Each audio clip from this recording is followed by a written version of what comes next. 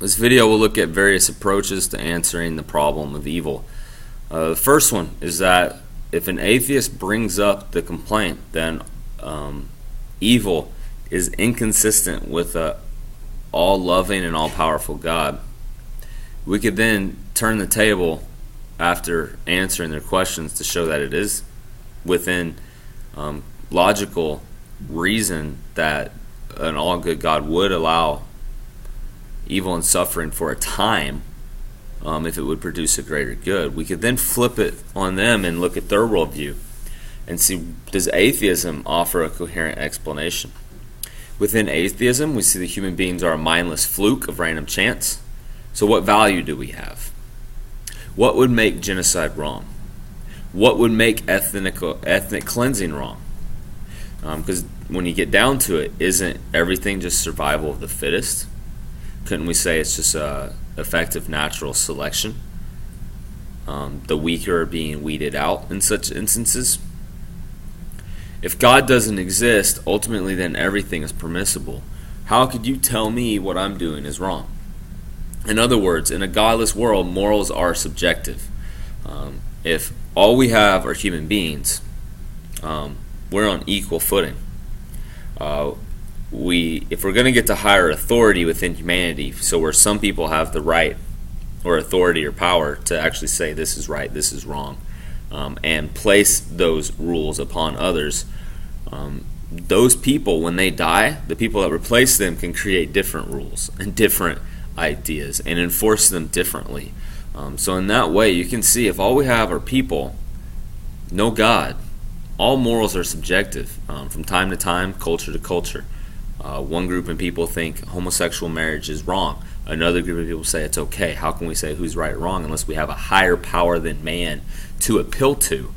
And the reason we can appeal to God in that case is that God is unchanging and eternal, and He's all good. So when you take that combo together, what He says is right, what He says is wrong, will extend beyond all time, all places, all cultures.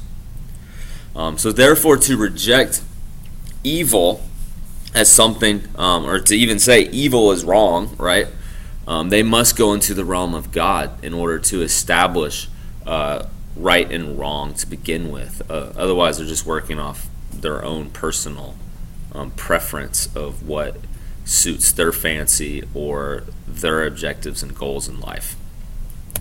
So that's one response.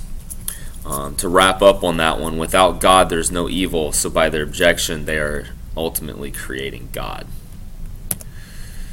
A historic Christian response to evil looks at the Bible, what it is. It's revelation. It's how God has revealed Himself to us. What is the nature of revelation? The idea of biblical revelation, is it something we uncover or discover? Or is revelation information that God uncovers and shows to us about Himself? Or is it a combination of the two? When we look at Scripture, what we see is we, as finite human beings, cannot glean or discover anything about God apart from what He has revealed to us. And so the historic Christian response to this one is, if revelation is truly God revealing Himself to us, is it possible for us to discover truths on our own about Him and His will and His ways? So how much can we discover on our own?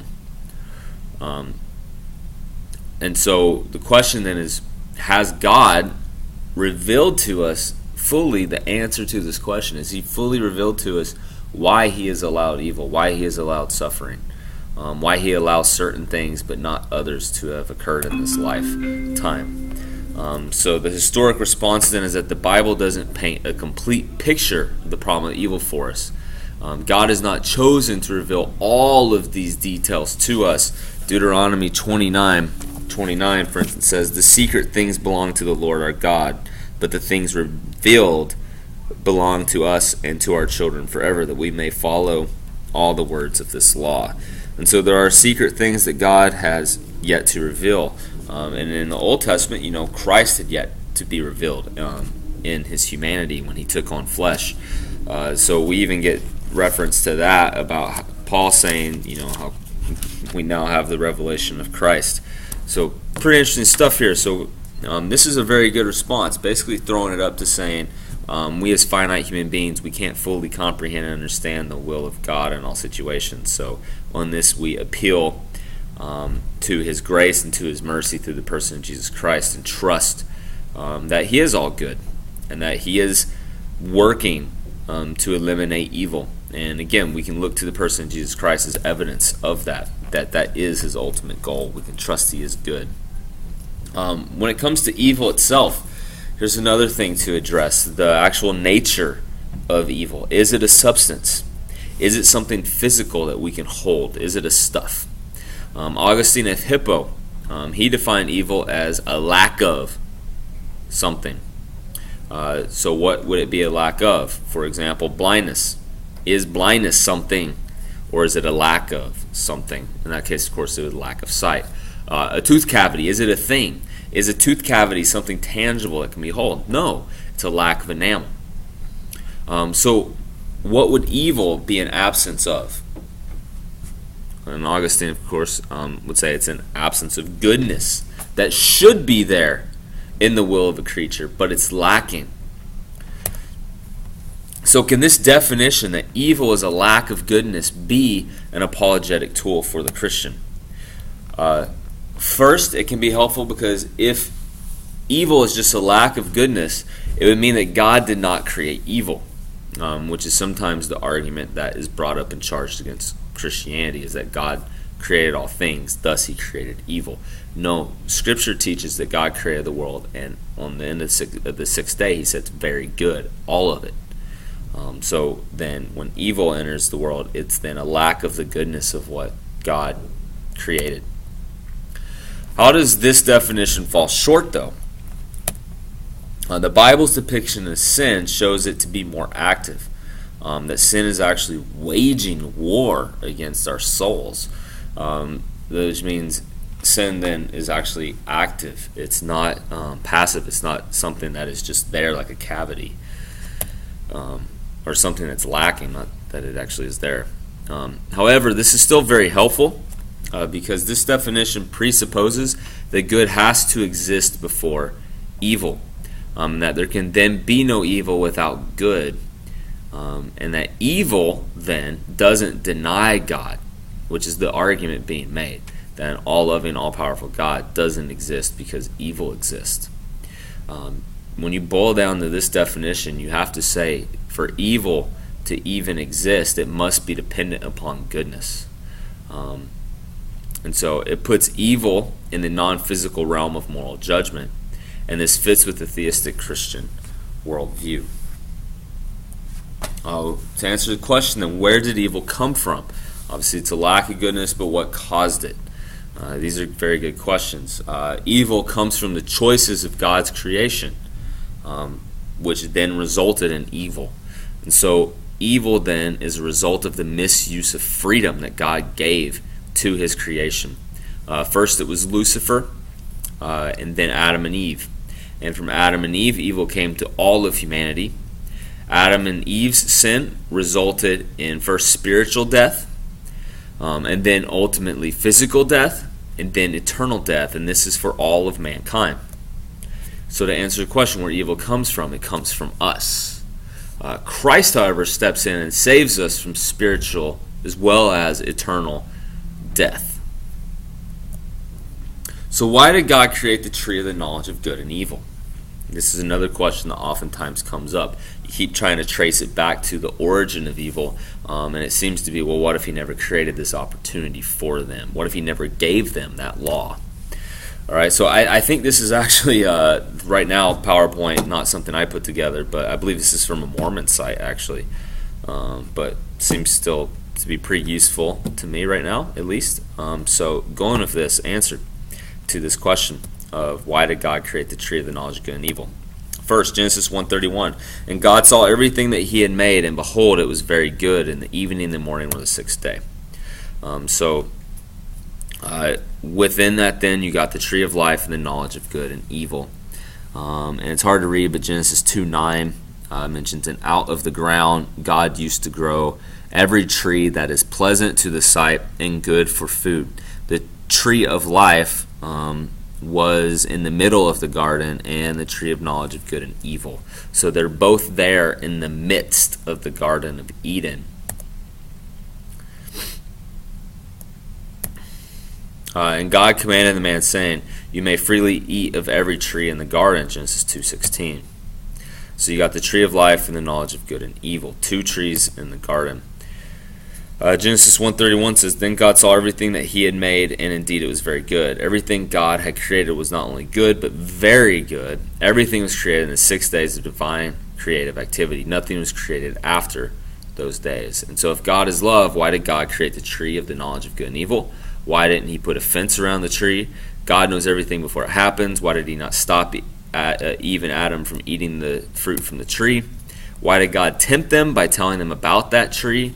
Did God also then create evil? If he did not know they would sin, then he was not wise, and if he knew it, he was wicked. Why does God allow something like this to happen to his creatures? God always wanted man to keep his commands. God used various means to facilitate such obedience. The tree of the knowledge of good and evil's location was strategic. In Genesis 3:3, you see, "You shall not eat of it, neither shall you touch it, lest you die." And the strategic location then is that the fruit of the tree, which is in the middle of the garden. So it was there in the middle. It wasn't like in some far off corner where they think they can get away with it. It was there in the middle, in the open.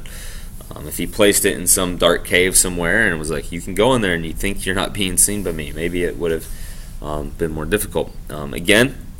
Strategically located and out of the ground, God caused to grow every tree that is pleasant to the sight and good for food. The tree of life also was in the middle of the garden, the tree of knowledge of good and evil. The prohibition and potential punishment were spoken by God. So it wasn't like they didn't know about this and the penalty for it. God created many more fruit trees. They were all pleasant to human sight. And this is God caused to grow every tree that is pleasant to the sight and good for food. This is Genesis 2:9. Adam and Eve had a choice and freedom given from God. Genesis 2:9. So first humans, right, to make excuses, Adam and Eve. They made excuses for their wrong actions. They avoided personal responsibility. Man uses mental capabilities to ingeniously create the first excuse. In other words, man is always defensive. Adam blamed Eve, the woman whom you gave to me, right? Eve then blamed the devil, following Adam's example. The serpent deceived me and I ate of it. So the question then, has man changed today? Man has continued today to find more cunning, sophisticated, and convincing excuses to set himself free from his moral and or spiritual responsibility, in the image here of the evolution there. Obviously, I'm not saying we came from apes. This is just to show the evolution of mankind's attempt to escape moral responsibility, which I would say the theory of evolution ultimately is to lead man to be able to escape moral responsibility, because again, in a purely naturalistic atheistic worldview, absolute morality is pulled out from underneath us, in which case then we are free to do as we want. Without God, everything is permissible. So I actually would say evolution is an example of a more cunning, sophisticated, convincing excuse for being able to do whatever we want. So man charges God. That seems to be what we have done from the beginning and what we continue to do. Men simply have not wanted to retain God in their lives, Romans 1:28. And that is so we can find some peace in our shameless actions that charge our conscience. Pretty solid stuff there. This is what we do. We blame God for the sinful choices that we make. So in conclusion here, God is omnibenevolent, omnipotent, and omniscient. God created a world which could contain evil, and he knew this, but he had a good reason for doing so, for purposes of a greater good. Therefore, the world contains evil, but evil is consistent with the Christian view of God. An omnibenevolent God would want to eliminate evil, an omnipotent God would be able to eliminate evil, an omniscient God would know about the evil that would come from Adam and Eve's free will, and thus he knew in advance what the process of eliminating evil would cost him to save mankind. though evil exists, God will eliminate it in the future. All right, guys, so that is a summary of responding to the problem of evil.